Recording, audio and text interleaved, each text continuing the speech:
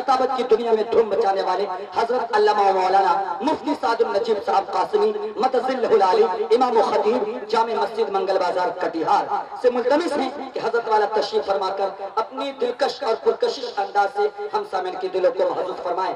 इस शेर के साथ कि मिसले भूख कैद है, गुंचे में परेशान हो जा, रख्ते बर्दोश हवाई चमिस्ता हो जा, है दिल कमाया तू जर्रे से बयामा हो जा, नगमाए मौज से हंगामाए तूफा हो जा, कुव्वते इश्क से हर पल को बाला कर दे, दहर में इसमें मोहम्मद से उजाला कर दे।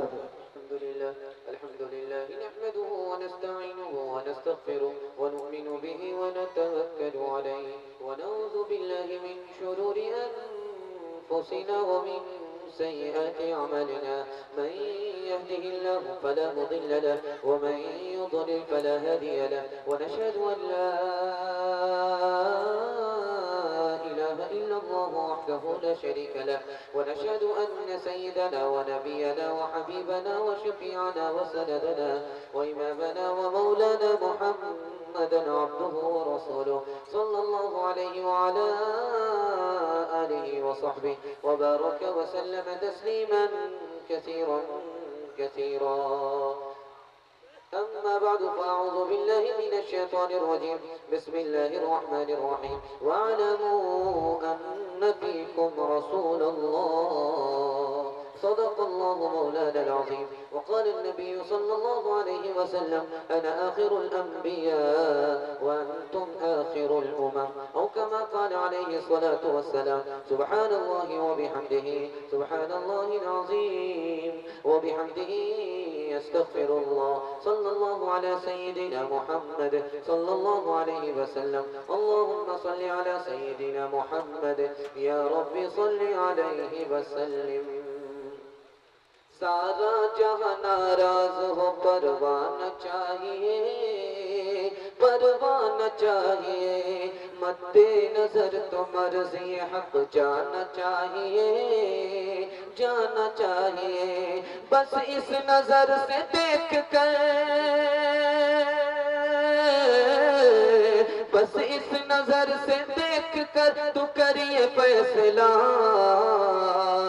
बस इस नजर से देख कर तू करिए फैसला क्या क्या करना चाहिए क्या क्या न चाहिए क्या क्या न चाहिए दमकता रहे तेरे रोज़े का मंजर सलामत रहे तेरे रोज़े की जाली दमकता रहे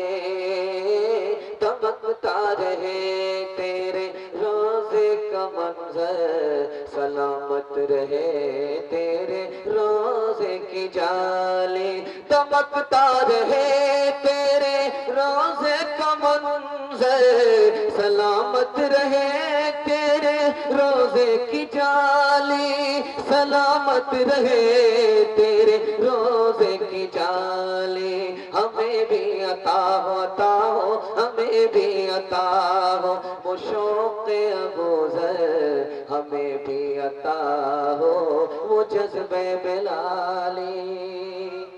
अल्हम्दुलिल्लाह जलसा आपका दुआ से पहले बहुत मुख्तसर वक्त के लिए रुका हुआ है। जलसे को कामयाब करने के लिए आप बैठे हैं क्योंकि इस वक्त अगर आप बैठे हैं तो आप अपनी नमाज की हिफाजत के लिए बैठे हैं। अगर आप इससे पहले चले जाते तो सो जाते और सो जाने के बाद आप खो जाते। आपने अपने जलसे को अपने हाथ से खो करके अपनी दुनिया की सरफराजी को गंवा बैठते। अल्लाह का शुक्र है ये जितने लोग बैठे हैं अभी तक बैठे हुए हैं दुआ से पहले बैठे हैं ये सब जलसे की हिफाजत के लिए बैठे हैं। अल्लाह हम सब की जान की माल की इज्जत आबरू की हिफाजत फरमाया। जोर से बोलिए हाथ उठाइए इंशाअल्लाह। बेदारी के साथ बहुत कम वक्त में बहुत मुख्तसर वक्त में आप हमारा सामना करने के लिए जा रहे हैं। मैं देख रहा हूँ आप बिल्कुल थक चुके हैं बिल्कुल पक चुके हैं। इंसाफ ये है कि जल्दी से आपको फारिग कर दिया जाए दुआ की जाए आप आमीन कहें। कबूलियत की घड़ी अल्लाह आसमान पर आ चुका है। हम सब के हक में अल्लाह खैर के फैसले फरमाए। बहुत कम वक्त में बहुत मुख्तसर वक्त में आपको पैगाम देने के लिए मैं बैठा हूँ। मुश्किल से 3 से 4 पैगाम आपके सामने मेरे आने वाले हैं। आपका वक्त खत्म हो जाएगा। बड़ी जल्दी आप नमाज के लिए फारिग हो जाएंगे दुआ के लिए फारिग हो जाएंगे। अल्हम्दुलिल्लाह मैं आपका जायजा लेना चाहता हूँ चंद सवालों से कि आप कितनी बेदारी में हैं और कितने मूड में हैं। आप हमारा साथ देंगे या बीच में साथ छोड़ करके चले जाएंगे? मुझे पूरी पूरी उम्मीद है सवाल से भी पता चल जाएगा कि मेरी उम्मीद कहाँ तक है, सही भी है या गलत है। मैं अपने उम्मीद में सच्चा हूँ कि अपने उम्मीद में गलत हूँ, ये पता चल जाएगा। मेरा पहला सवाल, इस दुनिया की बादशाहत किसके लिए है? एक लाइन का सवाल है और जवाब दिमाग में है, जोर डालिए, आपको मौका दिया जा रहा है। दूसरा सवाल, इस दुनिया की इज्जत किसके लिए है? अगर उनमें आपका नाम आता है तो आप क्या पढ़ेंगे, अगर नाम नहीं आता है तो आप क्या पढ़ेंगे? तीसरा सवाल आपसे करने के लिए जा रहा हूँ, इल्म और माल में फर्क क्या है? हमारा बच्चा माल के पीछे जाए तो आगे होगा, या हमारा बच्चा इल्म के पीछे जाए उसे कोई पीछे करने वाला होगा? इन तफसीलों को आप बहुत मुख्तसर वक्त में सुनने के लिए जा रहे हैं। अफसोस की बात है कि मजमा बिल्कुल फीका पड़ चुका है। एक बार वादे के लिए हाथ उठा दीजिए, इंशाअल्लाह यहाँ से बेदार रहेंगे। बहुत कम वक्त के लिए मेरा पहला सवाल था कि इस दुनिया की बादशाहत किसके लिए है? एक लाइन का जवाब है, कुरान का जवाब है, जिसके पास इल्म हो, जिसके पास जिस्म हो, इस दुनिया की हुकूमत और बादशाहत उसी के लिए है। इस दुनिया की इज्जत किन लोगों के लिए है? 5 आदमियों के लिए है। लाइन बाय लाइन आपको सुनाने के लिए जा रहा हूँ, आप ध्यान से इन नामों को सुनिए और गौर कीजिए कि आपका नाम इसमें आ रहा है कि नहीं आ रहा है। इस दुनिया की इज्जत 5 आदमियों के लिए, सिर्फ 5 आदमी के लिए। पहला आदमी बादशाह, जो कुर्सी पर बैठ करके हुकूमत करता है, इस दुनिया की इज्जत उसके लिए। दूसरा आदमी तिजारत करने वाला, जो अपनी पूंजी से तिजारत करता है, इस दुनिया की इज्जत उन लोगों के लिए है। और तीसरा आदमी खूबसूरत आदमी, खूबसूरत आदमी, जैसे यूसुफ अलैहिस्सलाम मिस्र के बाजार आए, गुलाम बन करके सूरत की बुनियाद पर बादशाह बना दिए गए और 90 साल तक हुकूमत किया। अल्लाह। इस दुनिया की इज्जत किन लोगों के लिए है? खूबसूरत आदमी के लिए। चौथा आदमी जिसके लिए इस दुनिया की इज्जत है, आजादी है, किन लोगों के लिए? जो इल्म वाला है। पांचवा और आखिरी आदमी जिसको इस दुनिया की इज्जत मिलती है, हुनर वाला। अगर आपका नाम इन 5 नामों में आता है तो आप अल्हम्दुलिल्लाह पढ़िए, अगर नहीं आता है तो इन्ना लिल्लाह पढ़ने के सिवा कोई चारा नहीं है। 5 लोगों के अलावा इस दुनिया में किसी को इज्जत नहीं है, बल्कि जिल्लत और गुलामी है। अल्लाह जिल्लत और गुलामी से हम सबको निकाले, इज्जत और सरफराजी अता फरमाए। मैंने आपसे आखिरी सवाल किया था, इल्म और माल में क्या फर्क है? हजरत अली के हवाले से बहुत कम वक्त में मैं आपको सुनाने के लिए जा रहा हूँ। आप भी मेरे मिजाज से वाकिफ हैं, मैं आपके मिजाज से मुकम्मल वाकिफ हूँ कि आप लोग बहुत कम वक्त में जल्दी से पैगाम को सुन करके फारिग होना चाहते हैं। इल्म और माल में क्या फर्क है? हजरत अली रज़ी अल्लाह ताला अन्हु ने फरमाया, पहला फर्क, जब माल आता है तो दुश्मनी बढ़ती है, हसद करने वाले बढ़ते हैं। जब इल्म आता है दोस्ती बढ़ती है, दोस्ती करने वाले बढ़ते हैं। इल्म मोहब्बत को बढ़ाता है, माल नफरत और अदावत को बढ़ाता है। पहला फर्क। दूसरे फर्क को बहुत ध्यान से सुनने की जरूरत है। जब माल आता है तो वक्त के साथ उसकी कीमत घटती है, जब इल्म आता है तो वक्त के साथ उसकी कीमत बढ़ती है। इल्म आदमी की कीमत बढ़ाता है, माल आदमी की कीमत बढ़ाता है। तीसरे फर्क को बहुत ध्यान से सुनने की जरूरत है। माल की हिफाजत करनी पड़ती है और जब इल्म आता है तो इल्म आदमी की खुद हिफाजत करता है। चौथे फर्क को बहुत ध्यान से सुनने की जरूरत है कि माल पर चोरी का खतरा लगा रहता है, लेकिन इल्म खर्राटा लेता है, इल्म पर चोरी का कोई खतरा नहीं होता। एक बुनियादी फर्क को ध्यान में रखिए, माल अगर आपके पास है तो ज्यादा से ज्यादा आप किताब खरीद सकते हैं, इल्म नहीं खरीद सकते। लेकिन अगर आपके पास इल्म आ जाए तो माल आपके कदमों में आकर के गिरेगा। पांचवा और बुनियादी फर्क को ध्यान में रखिए, हजरत अली फरमाते हैं, जब माल आता है तो आदमी सर उठाता है, तकब्बुर करता है।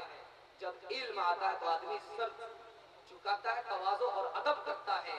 तवाज़ो और अदब से अल्लाह सर बुलंद फरमाता है, तकब्बुर और सर उठाने से अल्लाह ज़लील कर देता है। आखिरी और बुनियादी फर्क को ध्यान में रखिए, इल्म वाले से सिर्फ एक सवाल होगा और माल वाले से 2 सवाल होंगे।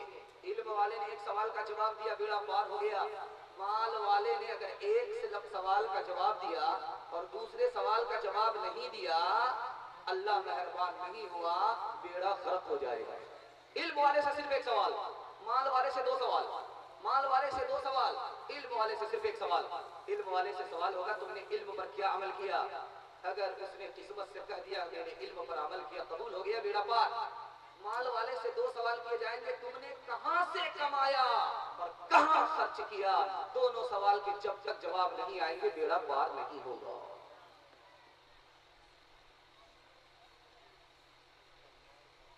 मौसम अच्छा पानी व फिर मिट्टी भी ज़रख़ेज़, मौसम अच्छा पानी व फिर मिट्टी भी ज़रख़ेज़, मौसम अच्छा पानी व फिर मिट्टी भी ज़रख़ेज़। जिसने अपना खेत न सींचा वो कैसा किसान, अपनी खुदी पहचान रे तो ओ गाफिल इंसान।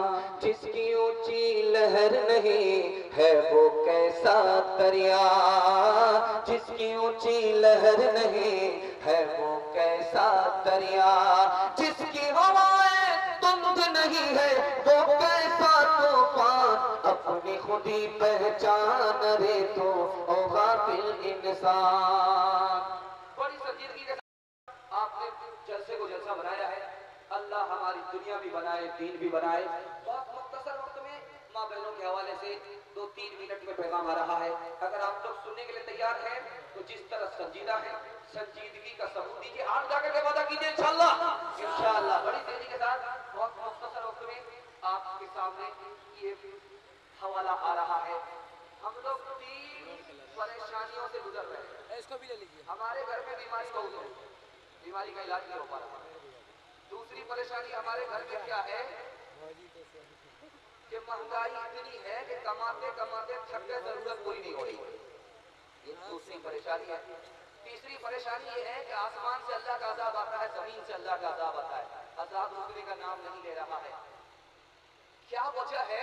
एक लाइन में आपको सुनाने के लिए जा रहा हूँ। तबीयत से आप सुन रहे हैं, मैं आपको मोहब्बत से सुना रहा हूँ। हमारे सुनने को आपके सुनाने को कबूल फरमाए, आपके सुनाने को हमारे सुनने को कबूल फरमाए। बहुत मुख्तसर वक्त में मैं सुनाने के लिए जा रहा हूँ। अल्लाह के रसूल सल्लल्लाहु अलैहि वसल्लम ने फरमाया कि महंगाई कब बढ़ती है? जब जिना आम होता है तो महंगाई बढ़ती है।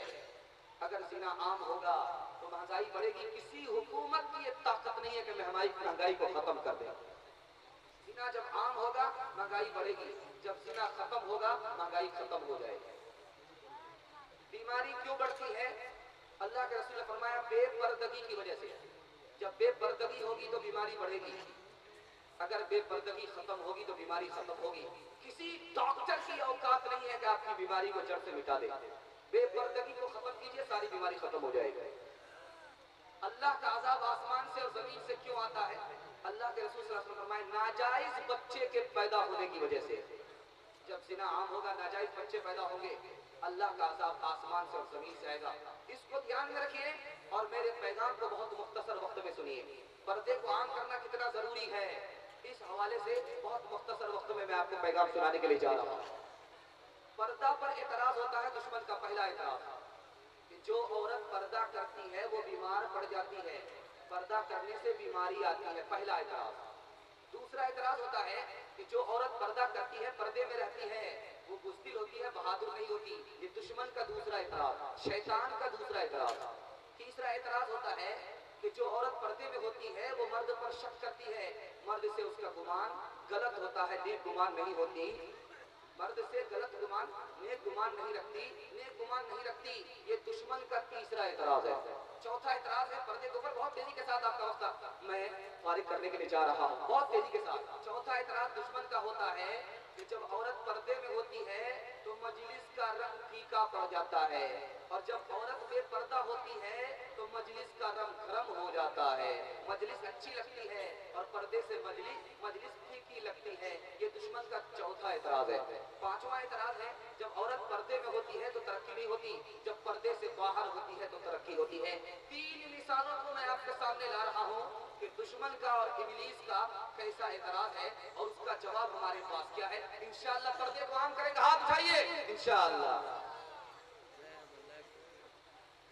अलीगढ़ की तारीख में आपके सामने सुनाने के लिए जा रहा हूँ, 2 लाइन, सिर्फ 2 लाइन में आपको सुनाने के लिए जा रहा हूँ बड़ी तेजी के साथ। सर सैयद अहमद खान ने अलीगढ़ को कायम किया। यूपी का गवर्नर उस वक्त अंग्रेज था, ईसाई था।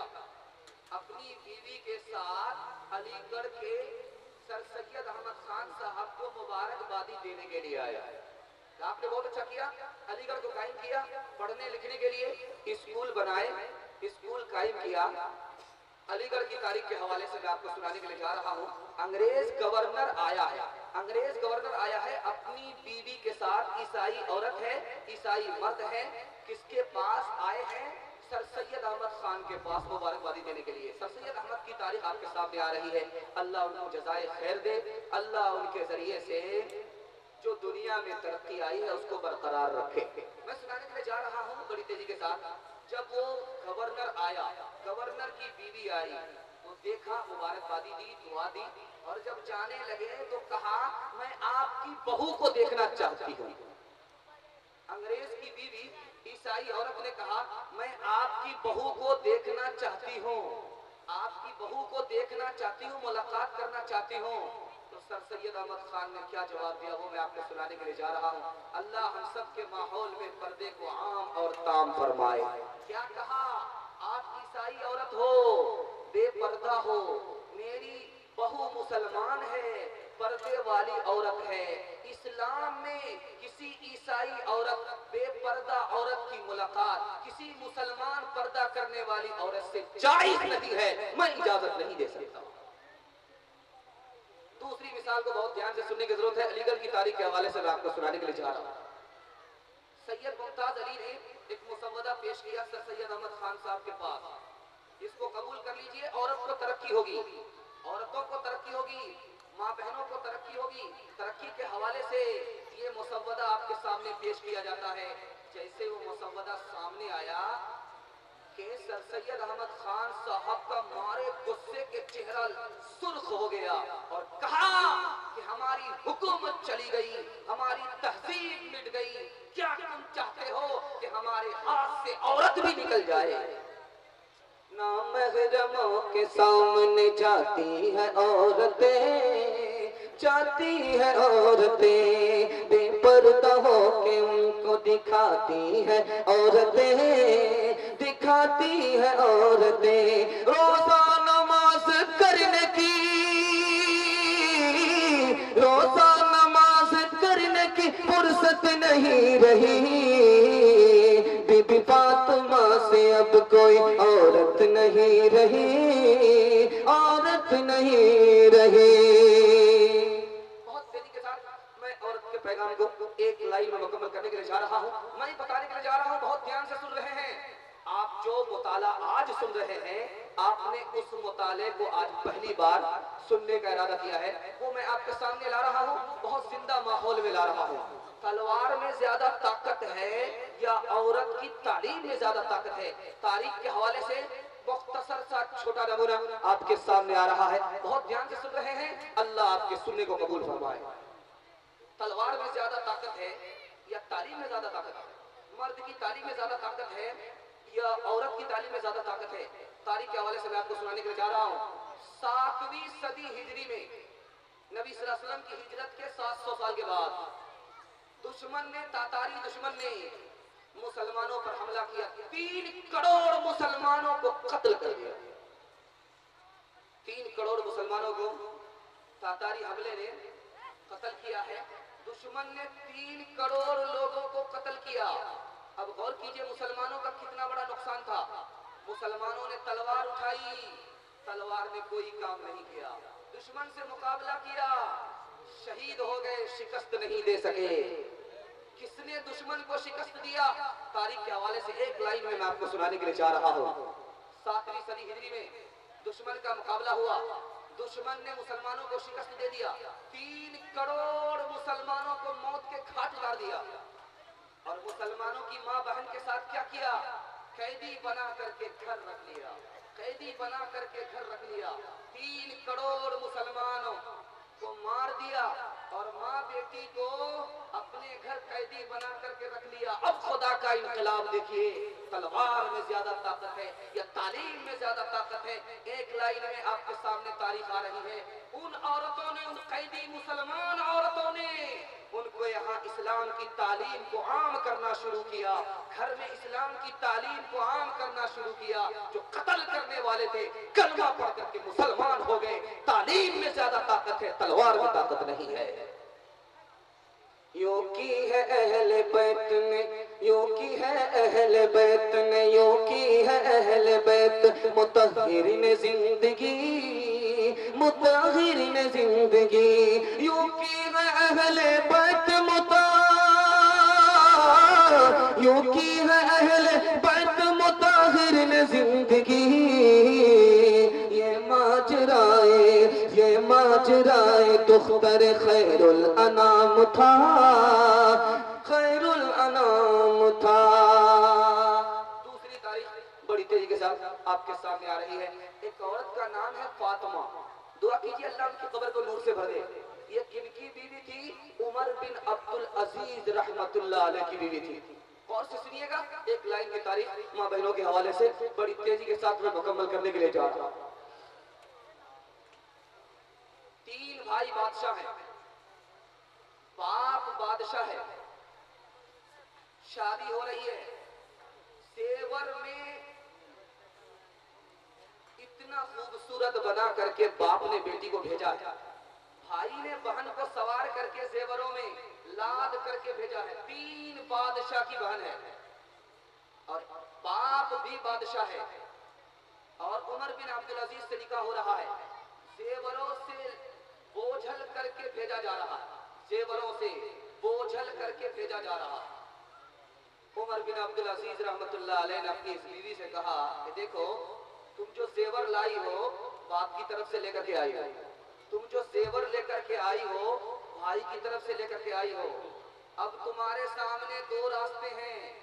अगर तुम मुझे कबूल करती हो तो इस जेवर को सरकारी खजाने में बैतुल माल में जमा करना होगा, गरीबों के लिए जमा करना पड़ेगा। और अगर तुम्हें जेवर पसंद है तो मैं तुम्हें तलाक देता हूँ, तुम्हारा रास्ता अलग, मेरा रास्ता अलग। उस खातून ने क्या जवाब दिया? हमारी बीवी हो तो कैसी हो? तारीख के आईने में बहुत मुख्तसर वक्त में आपके सामने आ रहा है। उस खातून ने कहा, मेरे लिए जेवर अजीज नहीं है, मेरे लिए मेरा बाप अजीज नहीं है, मेरे लिए मेरा भाई अजीज नहीं है, मेरे लिए मेरा शौहर अजीज है। मैं उसके हाथ आ गई हूँ, वो मुझे जिंदा रखे या वो मुझे मार डाले, मैंने उसे ये हक दिया। इन जेवरों पर मैं लात मारती हूँ, सरकारी खजाने के हवाले कर। देख लीजिए बीवी के इताअत को, सरकारी खजाने में सारा जेवर जमा हो गया गरीबों के लिए। उमर बिन अब्दुल अजीज का इंतकाल हो गया। भाई आए और बहन से कहा कि जो जेवर तुम्हारा ले लिया गया था, अब तो तुम्हारे शौहर नहीं रहे, जल्ले तू जलाल तू इस बला को टाल दो। वो बला टल गई है, तुम्हारे शौहर मर गए हैं, इंतकाल कर गए हैं, इजाजत दो मैं जेवर तुम्हें हवाले करता हूँ, जेवर हवाले करता हूँ। उस खातून ने क्या जवाब दिया वो मैं आपको सुनाने के लिए जा रहा हूँ। उस खातून ने कहा कि मैं नाफरमान नहीं हो सकती, मैंने अपने शौहर की जीते जी इताअत की है, मरने के बाद नाफरमानी करके अपने शौहर की रूह को ठेस नहीं पहुंचा सकती। जिस जेवर को मैंने गरीबों के हवाले कर दिया है उसको खातिर में नहीं ले सकती। बीवी हो तो ऐसी हो, जीते जी भी इताअत करे, मरने के बाद भी ठेस न पहुंचाए। ऐसने असरे रवा इस्लाम के दामन में आ, ज़ीनते बज़ में जहां इस्लाम के दामन में आ। कल भी बख्शी थी तुझे इस्लाम ही ने जिंदगी, आज भी तेरा मुहाफिज बस यही इस्लाम है। 2 मिसाल 2 लाइन में मैं माँ के हवाले से सुनाने के लिए जा रहा हूँ। ख्वाजा निजामुद्दीन औलिया अल्लाह की माँ के हवाले से और इमाम शाफई रहमतुल्लाह अलैह की माँ के हवाले से। अगर आप माँ के लाल हैं तो हाथ उठाकर के इस्तकबाल कीजिए, इंशाअल्लाह ध्यान से सुनेंगे। बड़ी तेजी के साथ 1 तिहाई जलसे का खत्म हो चुका है, सिर्फ 2 हिस्से बाकी रह गए हैं। आपने हाथी को पास कर दिया है, इंशाअल्लाह तुम भी इंशाअल्लाह पास हो जाएगा। ख्वाजा निजामुद्दीन औलिया अल्लाह रहमतुल्लाह फरमाते हैं कि मेरा बचपन था, मेरे घर खाना नहीं होता था, फाका होता था। तो माँ कहती थी कि बेटा आज हम अल्लाह के मेहमान हैं। तो मुझे बड़ा ताज्जुब होता था कि अल्लाह खिलाता है, अल्लाह के यहाँ से क्या खाना आता है। तो माँ से मैंने पूछा कि माँ आप कहती हो कि हम अल्लाह के मेहमान हैं, क्या अल्लाह के यहाँ से खाना आता है। आके बेटा खाना आता है, गिज़ा आती है, लेकिन रूहानी गिज़ा आती है, और जब वो मिलती है तो बातिन में नूर होता है और दिल में सुरूर होता है। ख्वाजा निजामुद्दीन औलिया अल्लाह रहमतुल्लाह अलैह फरमाते हैं, जब मेरे घर फाका होता था तो मुझे बड़ा लुत्फ आता था। आज मेरी जिंदगी मजे से कटती है, लेकिन जो मजा फाके में मिलता था, रोजे में मिलता था, वो रोजी में नहीं मिल रही है। ये थी माँ। जब माँ नेक होती है तो बेटा नेक होता है। इंशाअल्लाह नेक बनेंगे, एक बनेंगे इंशाअल्लाह। इमाम शाफी रहमतुल्लाह अलैह के हवाले से बस आखिरी मिसाल सुना करके माँ बहनों के पैगाम को मैं मुकम्मल करने के लिए जा रहा हूँ। बड़े संजीदा माहौल में आप सुन रहे हैं, मुझे यकीन नहीं था कि आखिर वक्त में इतना बड़ा मजमा मुझे मिल जाएगा। मैं तो ये सोच रहा था कि 5 मिनट पैगाम सुना करके दुआ करके मुझे आना है, और मैं जलसे से मायूस हो गया था। लेकिन अल्लाह का करम रहा, आपकी मोहब्बत ने इस जलसे को जिंदा रखा। अल्लाह हम सबको इस दुनिया की अजमत और मरने के बाद की जन्नत अता फरमाए, आमीन। इमाम शाफी रहमतुल्लाह अलैह पढ़ने के लिए गए, वापिस आए, ढेर सारे माल लेकर के आए। माँ ने कहा कि बेटा माल कहाँ से लेकर के आए। माँ के हवाले से जरा सुनिएगा, बहुत ध्यान से सुनिएगा। इमाम शाफी रहमतुल्लाह अलैह इमाम है, अल्लाह की कब्र को नूर से भर दे, गए पढ़ने के लिए आए, वहां से पढ़ करके तो ढेर सारा माल लेकर के आए थे। गरीब थे, गए थे खाली हाथ और आए माला माल। माँ ने पूछा कि बेटा तू घर में दाखिल नहीं हो सकता जब तक तू इसकी वजह न बताए कि माल तुम्हें कहां से हाथ आया। तू तो फकीर बन करके गया था, खाली हाथ गया था, और इतने सारे माल कहां से लेकर के आया। इमाम शाफी रहमतुल्लाह अलैह अदब के साथ फरमाते हैं, अम्मा मुझे मेरे उस्ताद ने कामयाबी पर इनाम दिया।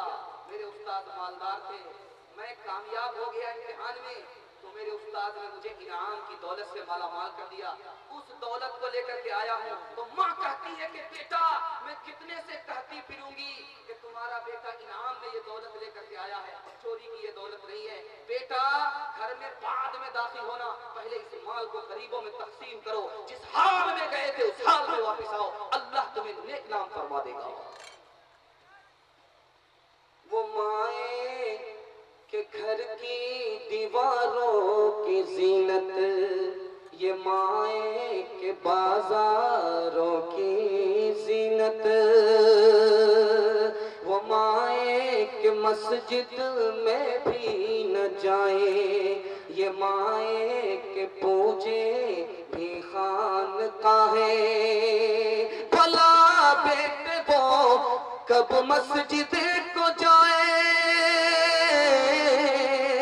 भला बेटे वो कब मस्जिद को जाए, के होना माकूल जिनकी ऐसी माए, के होना माकूल जिनकी ऐसी माए। साथ में अभी वक्कास रहमतुल्लाह रज़ी अल्लाह अन्हु के हवाले से एक तारीख माँ की मैं आपके सामने रखूंगा, और बरकत लेने के लिए मैं इस तारीख को माँ बहनों के पैगाम को मुकम्मल करने के लिए रखता हूँ। आप भी इसको कबूल फरमाएंगे। अल्लाह दोनों हाथ में हम सब के रुतबे के फैसले फरमाए। मैं इस सुनाने के लिए जा रहा हूँ बड़े अदब के साथ। बेटा मुसलमान हो गया, माँ मुसलमान नहीं। माँ को जब पता चला कि मेरा बेटा मुसलमान हो गया मेरी मर्जी के बगैर, तो खाना खाना छोड़ दिया, पानी पीना छोड़ दिया। कहा मैं मर जाऊंगी जब तक मेरा बेटा दीन का सौदा न कर ले, इस्लाम को छोड़ न दे, दीन को छोड़ न दे, तब तक मैं खाना नहीं खाऊंगा। हजरत साद बिन अबी वक्कास रज़ी अल्लाहु अन्हु माँ की खिदमत में आए, कहा अम्मा मैं हाथ जोड़ता हूँ तू खाना खा ले, अम्मा मैं हाथ जोड़ता हूँ तू पानी पी ले, जिंदगी बचा ले, खुदकुशी मत कर। तो माँ कहती है कि बेटा तू कैसे मुसलमान हो गया, इस्लाम को छोड़ ले, मैं अभी खाना खाती हूँ, इस्लाम को छोड़ दे, मैं अभी पानी पीती हूँ। तो साद बिन अबी वक्कास रज़ी अल्लाहु अन्हु ने क्या फरमाया, अम्मा तू बाद में है खुदा पहले है, तू बाद में है खुदा पहले है। अम्मा तू खाना खा ले, ऐसा हो नहीं सकता कि तेरी जान की मैं परवाह करूं और इस्लाम को छोड़ दूं, ऐसा नहीं हो सकता। अम्मा 100 जान अगर तुम्हारे सीने में हो और एक एक करके सब निकल जाए, फिर भी मैं इस्लाम को छोड़ नहीं सकता। माँ के सीने में दरिया दिली होती है, माँ भी मजबूर हो गई, बेटे के फैसले के आगे झुक गई। ये सीने में माँ के जज्बा होता है कि सच्चाई के आगे तस्लीम करने के लिए तैयार हो जाती है। बेटे से कहा कि बेटा अगर तू इस्लाम से माला माल हो गया है तो मैं क्यों महरूम रहूं, तू मुझे कलमा पढ़ा, मैं तेरे इस्लाम को कबूल करती हूं। सोना सोना लगता है घर मेरा सब कुछ हो कर भी, काश तुझे मैं ना पाऊं अपना सब कुछ खो कर भी। सोना सोना लगता है घर मेरा सब कुछ हो कर भी, काश तुझे मैं ला पाऊं अपना सब कुछ खो कर भी। तेरा वजूद ही रहमत है, कदमों के नीचे जन्नत है। ढूंढूं तुझे मैं कहाँ कहाँ, लौट के आजा मेरी माँ। इंशाअल्लाह माँ के लिए दुआ करेंगे। अगर इंतकाल कर गई है तो माँ के लिए दुआ करेंगे, अगर जिंदा है तो खिदमत करेंगे। हाथ उठा दिए इंशाअल्लाह। इंशाअल्लाह बस 3 नमूने रह गए हैं, अगर आप सुनने के लिए तैयार हैं तो मैं आपका साथ दूंगा, वरना जलसा इसी वक्त खत्म हो जाता है। एक बहुत प्यारा नमूना आपके सामने बड़ी तेजी के साथ आ रहा है। बहुत थोड़ा वक्त आपका रह गया है, थोड़ा वक्त रह गया है, मुश्किल से 10 मिनट आपका वक्त रह गया है। 10 मिनट को अगर कुर्बान करना चाहते हैं, मैं 10 मिनट में 2-3 पैगाम सुनाने चाह रहा हूँ। हाथ उठा करके वादा कीजिए इंशाअल्लाह। इंशाअल्लाह। एक मुसलमान दूसरे मुसलमान का भाई है, एक मुसलमान दूसरे मुसलमान का भाई है। ये भाई का रिश्ता कैसे निभेगा मैं बताने के लिए जा रहा हूँ। ये भाई का रिश्ता कैसे निभेगा, हमारा रिश्ता आपसे नहीं है, लेकिन हम मुसलमान हैं, आप मुसलमान हैं, इस्लाम का रिश्ता हमारे दरमियान है।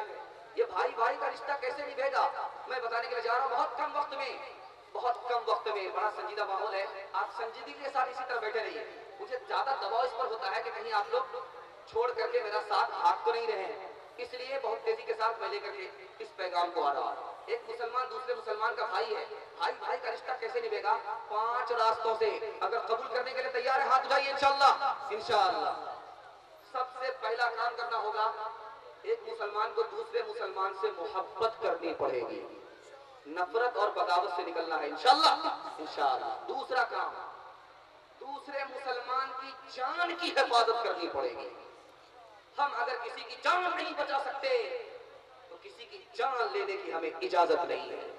दूसरे मुसलमान की जान की हिफाजत करेंगे, ये रिश्ता, इस रिश्ते का हक अदा हो जाएगा।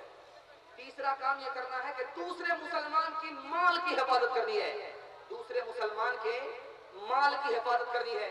अगर हिफाजत नहीं कर सकते तो चोरी का हाथ भी नहीं डाल सकते। अगर इस तीसरे काम की जमानत आप लेते हैं तो मुसलमान के इस रिश्ते का हक अदा हो जाएगा। तीसरा काम। चौथा काम, जब एक मुसलमान परेशान हो उसकी मदद करेंगे इंशाअल्लाह। बोलिए इंशाअल्लाह। मदद पर क्या मिलेगा? 5 हदीस एक एक लाइन करके सुनाने के लिए जा रहा हूं। आप दूसरे मुसलमान की मदद कर रहे हैं, आपको क्या मिलेगा? एक लाइन की हदीस मैं आपको सुनाने के लिए जा रहा हूं। 5 हदीस आपके सामने आ रही है। जो यतीम की मदद करता है, बेवा की मदद करता है, अल्लाह के रसूल ने फरमाया जिहाद में जाने वाले के बराबर सवाब होता है।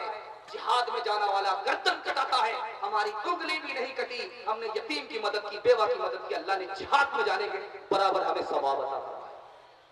दूसरी हदीस आ रही है, अगर अपने इस्लाम को मुकम्मल करना है, अगर अपने ईमान को मुकम्मल करना है तो अपने भाई के नुकसान को अपना नुकसान समझना पड़ेगा। अल्लाह हमारे इस्लाम को मुकम्मल कर देगा, ईमान को मुकम्मल कर देगा। तीसरी हदीस आपके सामने आ रही है, एक मुसलमान बीमार पड़ा है, दूसरा मुसलमान उसकी खैरियत लेने के लिए जा रहा है। अल्लाह फरिश्ते को बशारत के लिए भेजता है कि जाकर के कहो तुम बड़े मुबारक हो, तुमने दुनिया ही में मरने से पहले जन्नत में ठिकाना पा लिया। चौथी हदीस एक लाइन में आपको सुनाने के लिए जा रहा हूं। जो मुसलमान दूसरे मुसलमान की परेशानी में मदद करता है, अल्लाह की 73 मगफिरत उसके नामे अमाल में लिखता है। एक मगफिरत से दुनिया का काम बना देता है और 72 मगफिरत से दर्जा बुलंद फरमाता है। आखिरी हदीस सुनाने के लिए जा रहा हूं। जब एक मुसलमान दूसरे मुसलमान की परेशानी में मदद करता है तो अल्लाह क्या करता है, अल्लाह के रसूल फरमाते हैं वो नबी की रूह को खुश करता है। जो नबी की रूह को खुश करता है वो अल्लाह को खुश करता है। जो अल्लाह को खुश करता है अल्लाह उसे खुश कर देगा, सारी खुदाई उसके हिस्से में आ जाएगी। उठ अज सरनो, उठ अज सरनो, दहर के हालात बदल डाल, हालात बदल डाल, तकदीर से तकदीर के दिन रात बदल डाल, दिन रात बदल डाल। जिस दर से उखुवत की जरूरत है जहां को, जरूरत है जहां को, आकाइयों खिदमत के खिताबात बदल डाल, खिताबात बदल डाल। क्या जुल्म मुसलमान हो, क्या जुल्म मुसलमान हो, मुसलमान का दुश्मन अरबाबे हवसकार, अरबाबे हवसकार की आदत बदल डाल, आदत बदल डाल।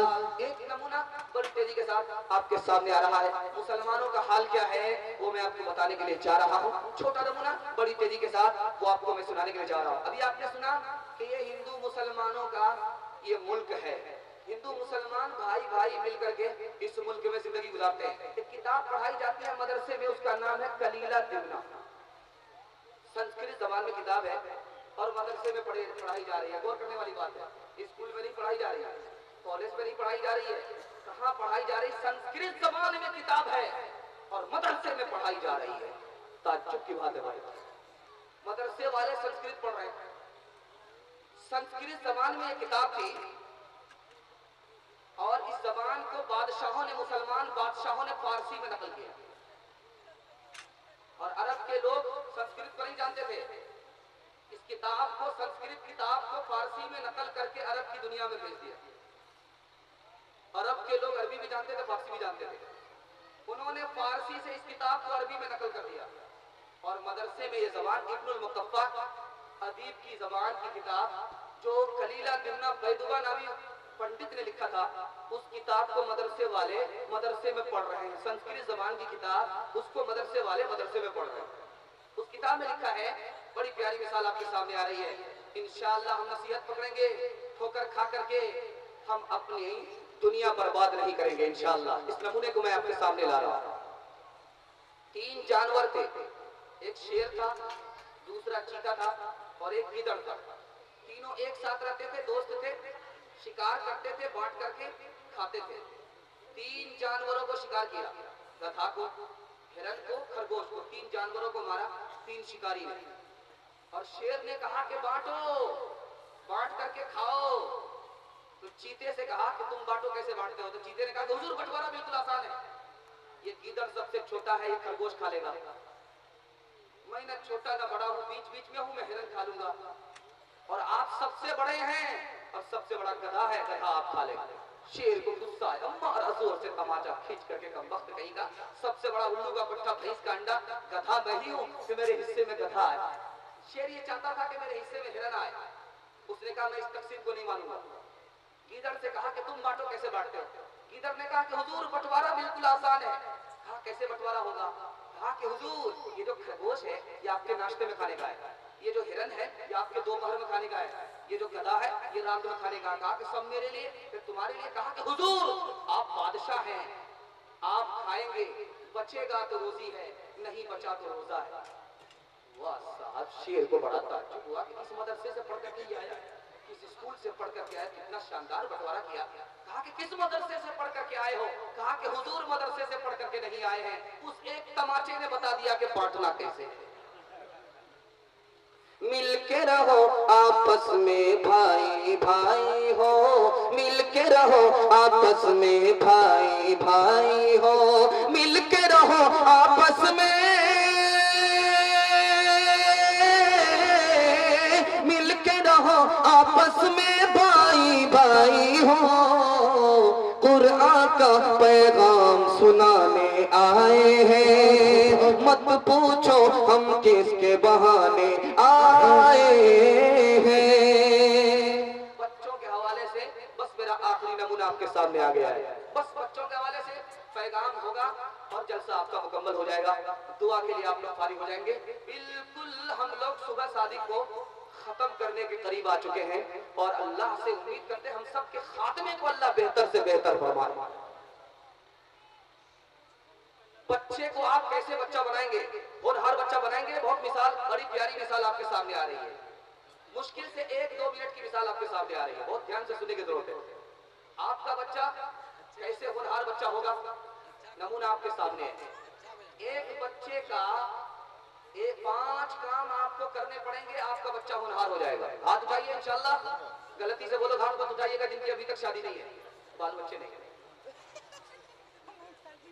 उठा दिए हैं, इरादा कर लीजिए, आसमान पर खुदा आ चुका है, कबूलियत की घड़ी है, अल्लाह हमारे बच्चे को भी होनहार बनाए। 5 काम आपको करने पड़ेंगे, सिर्फ 5 काम, सिर्फ 5 काम। ध्यान दे दीजिए। सबसे पहला काम, शादी के वक्त में बाप को अच्छा बेटा लेने के लिए अच्छी औरत से शादी करनी पड़ेगी। अगर आप अच्छी औरत से शादी करेंगे तब आपको अच्छा बेटा मिलेगा। पहला काम। माँ अगर चाहती है कि उसको अच्छा बेटा मिले तो शादी के वक्त में शौहर अच्छा तलाश करना पड़ेगा। अगर शौहर अच्छा मिल गया तो बेटा भी अच्छा मिलेगा। पहला काम। दूसरा काम, बच्चे के साथ शफकत और मोहब्बत का सलूक करना है। बच्चे को बद्दुआ, बच्चे को ताना, बच्चे को झिड़कना, बच्चे को मारना पीटना, ये सब से परहेज करते हुए बच्चे के साथ अच्छा सलूक करना है। क्या पता यही बच्चा आकर शेखुल इस्लाम बन जाए, शेखुल हिंद आकर के बन जाए। बच्चे के साथ अच्छा सलूक करना, दूसरा काम। तीसरा काम, बच्चे का अच्छा नाम रखना है। बच्चे का अच्छा नाम रखेंगे इंशाल्लाह। हजरत उमर ने एक जवान से पूछा कि तुम्हारा नाम क्या है? उसने कहा मेरा नाम जमरा। जमरा, जमरा तो कहते आग के अंगारे का। कहा तेरे बाप का नाम क्या है? कहा मेरे बाप का नाम शिहाब है। कहा शिहाब तो आग के शोले को कहा जाता है। तेरा घर कहाँ है? तो कहा कि मेरा घर है हरका। कहा कि हरका, हरका तो आग के जलन को कहा जाता है। कहा कि तुम्हारा कबीला क्या है? कहा कि हर्रतुन नार। कहा कि आग ही आग है, जल्दी से घर पहुंचो, तुम्हारे घर आग लग गई है। नाम अच्छा रखिए। खातून मशरिक का रिसाला निकलता, आज भी निकलता है, उसमें एक लतीफा आया था, मैं आपको सुनाने के लिए जा रहा हूँ। जब काम नाम बिगड़ता है तो काम बिगड़ जाता है। जब नाम अच्छा होता है तो काम अच्छा होता है। नाम जाहिर है, बातिल पर असर डालता है। नाम अच्छा रखिएगा तो काम अच्छा होगा। नाम अगर गलत होगा तो काम भी गलत होगा। नाम अगर अच्छा नहीं होगा तो काम भी अच्छा नहीं होगा। बहुत मुख्तसर वक्त में लतीफा आपके सामने आ रहा है। एक आदमी की बीवी बिरयानी बहुत अच्छा बनाती थी, बिरयानी बना करके उसे खिलाया, उसे बहुत अच्छी बिरयानी लगी तो बीवी की तारीफ करते हुए उसका नाम ही बदल दिया। नाम बदल दिया, बीवी का नाम बिरयानी रख दिया। बीवी ने सोचा कि ये क्या बात है भाई, अभी तक मेरा नाम ज़ैफुन्निसा था, अब ये मुझे बिरयानी करता है। अच्छा, मेरी बिरयानी से खुश हो गया, खुश होकर के मेरे नाम को बदल दिया। बीवी ने सोचा कि मुझे भी खुश होकर के इसको दूसरा नाम देना चाहिए। तो बीवी ने सोचा कि बिरयानी बगैर घी के नहीं बनती है, शौहर का नाम घी रख दिया। अब शौहर कहता था बिरयानी और ये कहती थी शौहर को घी। अब जब नाम बदलने का, जैसे कि अभी यूपी में नाम बदला जा रहा है, जब नाम बदलने का हैजा शुरू होता है तो तारीख क्या बनती है वो मैं आपको सुनाने के लिए जा रहा हूँ। तो वो किसान था, उसके 2 बैल थे। एक बैल का नाम मेहमान रखा, दूसरे बैल का नाम लाठी रखा। उसके घर में बिल्ली थी, चोरी करके दूध पी लेती थी, भाग जाती थी, उसका नाम चोर रख दिया। किसान था, दोनों बैल लेकर के खेत में गया। अभी चाष किया था, समार बाकी, चौकी बाकी, समार कर लिया था, चौकी बाकी। उसका कोई मेहमान आ गया, उसकी ससुराल से कोई मेहमान आ गया तो किसान ने सोचा कि इसके साथ में घर चला जाऊंगा, मेरा काम रह जाएगा। ऐसा करते इसको आगे भेज देते हैं, मैं पीछे से काम समेट करके आ जाऊंगा। तो कहा कि आगे चलिए, घर में बिरयानी होगी, मैं पीछे से आ रहा हूं। ये बासी भात खा करके आ रहा था, बिरयानी का नाम सुन करके मुंह में पानी आ गया। सोचा कि बड़ा अच्छा मौका है, 40 की रफ्तार से आ रहा था, बिरयानी का नाम सुनकर के 80 की रफ्तार से निकला। सोचा कि जल्दी से बिरयानी खा लेंगे, हाथ साफ करके लोगों की हो जाएगा। उसका मकसद था कि मैं पीछे से आ रहा हूँ, आप घर चलिए, घर में मेरी बीवी होगी जिसका नाम बिरयानी है, ये मकसद था। अब वो जब आ गया घर में, उसकी बीवी ने कहा कि अभी खाना खाओगे या घी का इंतजार करो। किस्मत बड़ी अच्छी है कि हम लोग रामपुर पहुंचे हैं। आज किस्मत बहुत अच्छी है कि बिरयानी भी मिल रही है, देसी घी भी आ रहा है। क्या मुश्किल है कि 10 मिनट और इंतजार कर लिया जाए। उसका मकसद था कि तुम अभी खाना खाओगे या मेरे शौहर का इंतजार करोगे, ये मकसद था। और बैल की आदत होती है जब वो शाम को घर से अपने घर की तरफ लौटता है तो कभी पानी की तरफ भागता है, कभी घास की तरफ भागता है, कभी इधर झटका मारता है, कभी उधर झटका मारता है। एक बैल ने जोर से झटका मारा, हाथ से छूट गया। इत्तेफाक से जो बैल छूटा था उसका नाम लाठी था। उसने बीवी से पुकार करके कहा कि जरा मेहमान को पकड़ो, मैं लाठी लेकर के आ रहा हूं। मेहमान ने सोचा कि अभी तो बिरयानी खाई नहीं है, घी के इंतजार में है, वो लाठी लेने के लिए गया है, हड्डी पसली सब बराबर कर देगा, भला इसी में आगे के रास्ते से क्या भागते हैं, पीछे के रास्ते से निकले। पीछे के रास्ते से जब वो भागा तो पीछे के रास्ते से बिल्ली भी भागी उसके पीछे। औरत की निगाह उस बिल्ली पर पड़ गई, सोचा कि अच्छा लगता कि दूध को साफ करके रवाना हो गई है। तो उसने सर पर हाथ रख करके कहा कि ए चोर, तूने काम तमाम ही कर दिया। पड़ोस के लोगों ने सुना तो सोचा कि अच्छा ये भागने वाला यही चोर होगा। घेर करके इतना मारा कि मुंह फुला दिया, हड्डी पसली तोड़ करके बिठा। उसने कहा कि मारो जिसको जितना मारना है, गलती तुम्हारी नहीं है, गलती हमारी है, हमको बिरयानी खा करके चला जाना चाहिए, घी का इंतजार नहीं करना चाहिए।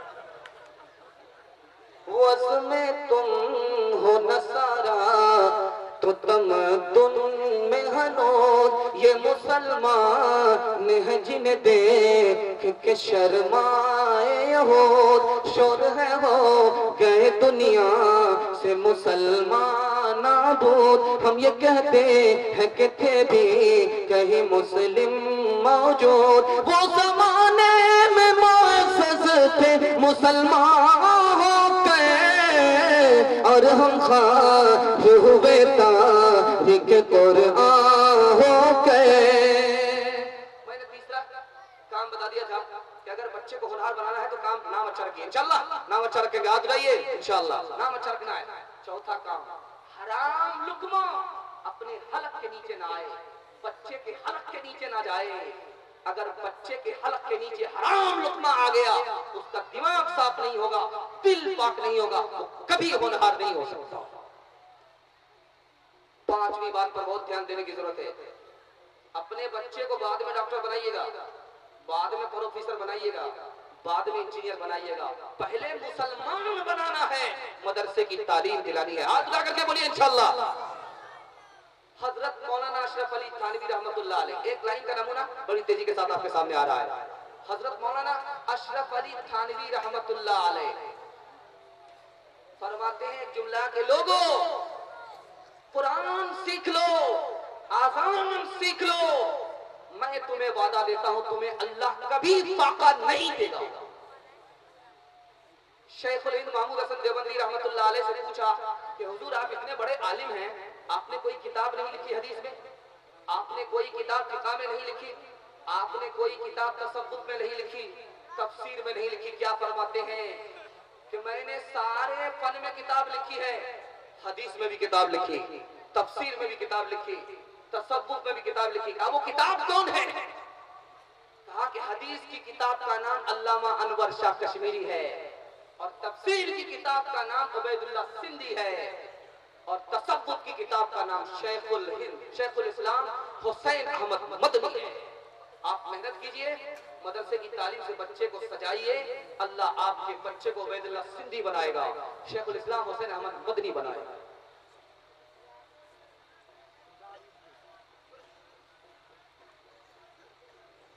यूं कत्ल से बच्चों के, यूं कत्ल से बच्चों के वो बदनाम न होता, बदनाम न होता। यूं कत्ल से बच्चों के, यूं कत्ल से बच्चों के वो बदनाम न होता। अफसोस के फिरौन, अफसोस के फिरौन को कॉलेज की न सूझी, कॉलेज की न सूझी। मेरा खुतबा था, उस खुतबे में मैंने सीरत के हवाले से आपको पैगाम दिया था, अरबी जबान में खुतबा था, उसको मैं उर्दू में सुनाने के लिए चाह रहा हूँ। मैं आपका सिर्फ 2 मिनट वक्त लेना चाहता हूँ, दुआ हो रही है, 2 मिनट आपका वक्त लेना चाहता हूँ, सिर्फ 2 मिनट। आप लोग तैयार हैं? दुआ के लिए हम लोग हाथ उठाने वाले, हाथ उठाइए इंशाअल्लाह, इंशाअल्लाह सिर्फ 2 मिनट का। हमारे नबी का हमारे ऊपर 5 एहसान है, पांचों एहसान का हक कैसे अदा होगा, इस नमूने को बहुत ध्यान से सुनने की जरूरत है। हमारे नबी का हमारे ऊपर 5 एहसान है, पांचों एहसान को हमें कैसे अदा करना है, उसका तरीका क्या होगा, एक लाइन में मैं बता करके इस पैगाम को मुकम्मल करने के लिए, जलसे को मुकम्मल करने के लिए जा रहा हूं। नबी सल्लल्लाहु अलैहि वसल्लम का पहला एहसान, ध्यान से सुनिए, लाइन बाइन सुना रहा, लाइन बाइन आपको सुना रहा हूं, ध्यान से सुनने की जरूरत है। नबी सल्लल्लाहु अलैहि वसल्लम का पहला एहसान तौहीद और ईमान। अल्लाह के रसूल ने हमें बताया कि खुदा एक है और तुम सब के सब उसी खुदा के बंदे हो, सबसे पहला एहसान। दूसरा एहसान उस नबी का वहदत इंसान, कि सारे इंसान के बाप एक है और खुदा एक है, कोई बड़ा और कोई छोटा नहीं, साथ में कोई बड़ा नहीं कोई छोटा नहीं, इल्म में बड़ा है और छोटा है, तकवा और खौफ खुदा में बड़ा है और छोटा है। दूसरा एहसान। तीसरा एहसान नबी का एहतराम इंसान। अल्लाह के रसूल ने फरमाया कि एक इंसान की इज्जत काबे की इज्जत के बराबर है, एक इंसान की जिल्लत और तौहीन काबे को ढाने के बराबर है। तीसरा एहसान। चौथा एहसान वहदत दीन और वहदत दुनिया। कुछ लोग कहते थे कि दुनिया के लोग अलग हैं, दीन के लोग अलग हैं, एक आदमी दीन दुनिया दोनों को लेकर के नहीं चल सकता। अल्लाह के रसूल ने आकर के दिखा दिया कि दीन दुनिया दोनों के साथ आदमी चल करके नबी भी बन सकता है, वली भी बन सकता है। पांचवा एहसान नबी सल्लल्लाहु अलैहि वसल्लम का आखिरी एहसान, मायूसी से दुनिया को निकाला और दुनिया को अपनी मंजिल बताई। गुनाहगार हो, शराब पी करके मायूस होने की जरूरत नहीं है, तुमने किसी का कत्ल कर दिया मायूस होने की जरूरत नहीं है, कोई गुनाह कर लिया मायूस होने की जरूरत नहीं है। आज भी तौबा का दर खुला हुआ है, आज तौबा कर लो, अल्लाह वक्त का वली बना देगा। दुनिया यही नहीं है, इसके बाद जन्नत और दोज़ख भी है। दुनिया को मंजिल बताया, ये आखिरी एहसान। नबी के सारे एहसान का हक कैसे अदा होगा, एक लाइन में अदा होगा, नबी की सुन्नत पर जिएंगे, नबी की सुन्नत पर मरेंगे। हाथ उठाइए इंशाअल्लाह। गरज दुनिया में हर सो अंधेरा ही अंधेरा था, निशाने नूर गुम था और जुल्मत का बसेरा था, कि दुनिया के उफ़ुक़ पर तब अतन सैलाबे नूर आया, जहाने कुफ्र व बातिल में सदाकत का ज़ुहूर आया, हकीकत की खबर देने बशीर आया नज़ीर आया, हकीकत की खबर देने बशीर आया नज़ीर आया, शहंशाही ने जिसके पाँव चूमे वो फकीर आया, मुबारक हो ज़माने को कि खत्मुल मुरसलीन आया, सहाबे रहम बनकर रहमतुल लिल आलमीन आया। जलसा खत्म हो चुका, सिर्फ 3 वादे आपको देने हैं इस जलसे को कामयाब करने के लिए, और 3 वादे देने हैं अपने तमाम गुनाहों का इस जलसे को कफारा बनाने के लिए। हाथ उठा करके वादा कर लीजिए सिर्फ इंशाअल्लाह। अल्लाह की इबादत करेंगे, रसूल की इताअत करेंगे, मखलूक की खिदमत करेंगे इंशाअल्लाह, और 3 काम छोड़ देंगे, गुनाह नहीं करेंगे, गलत नहीं कमाएंगे, गलत माहौल में नहीं जाएंगे इंशाअल्लाह। अल्लाह दीन भी बना देगा, दुनिया भी बना देगा। तेरे सीने में दम दिल नहीं है, तेरा दम गर्मी है महफिल नहीं है, गुजर जा आखिर से आगे गए नूर, चरागे राह मंजिल नहीं है। फिर खेत के चक्कर में तो रोटी भी गई, बड़ी शे की ताकत तो छोटी भी गई, न मानी बात वाइस की, फिर पतलून के चक्कर में तो लंगोटी भी गई। वो आखिर दावाना अल्हम्दुलिल्लाह रब्बिल आलमीन।